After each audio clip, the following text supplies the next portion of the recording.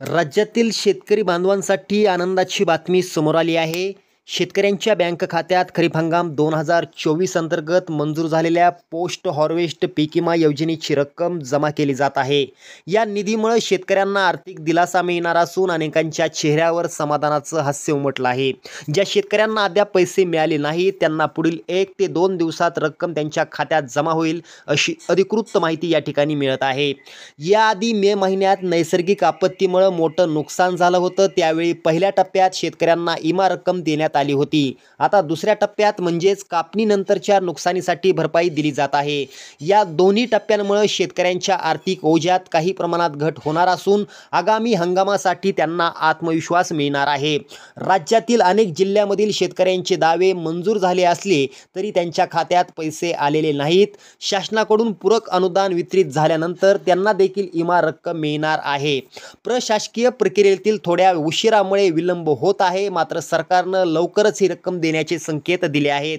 त्यामुळे राज्यातील शेतकऱ्यांच्या खात्यावर 1 ते 2 दिवसात ही रक्कम जमा होणार आहे. जुने थकबाकी विमा दावे देखील लवकरच सुटणार असल्याची माहिती समोर आली आहे. 2021 आणि 2022 मधील थकीत रक्कम येत्या काही दिवसात जमा होण्याची शक्यता आहे. अनेक शेतकऱ्यांनी या पैशाची दीर्घकाळ प्रतीक्षा केली असल्याने आता त्यांना मोठा दिलासा मिळणार आहे. शेतकऱ्यांनी त्यांच्या बँक खात्याची नियमित तपासणी करावी. नोंदणीकृत मोबाईलवर आलेले मॅसेज तपासणंही फार महत्त्वाचं आहे.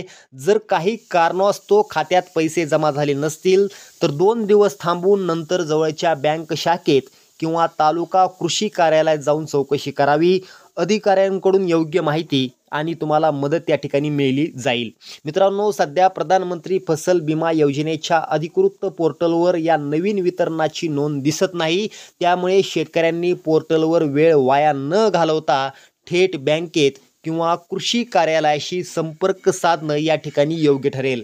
काही वेळा ऑनलाईन माहिती अपडेट होण्यास विलंब होतो, त्यामुळे प्रत्यक्ष चौकशी हीच अचूक पद्धत ठरते. जर 1 ते 2 दिवसात तुमच्या खात्यावरती रक्कम जमा झाली नाही तर थेट तुम्ही बँकेमध्ये जाऊ शकता किंवा जवळच्या कृषी कार्यालयामध्ये जाऊ शकता. धन्यवाद.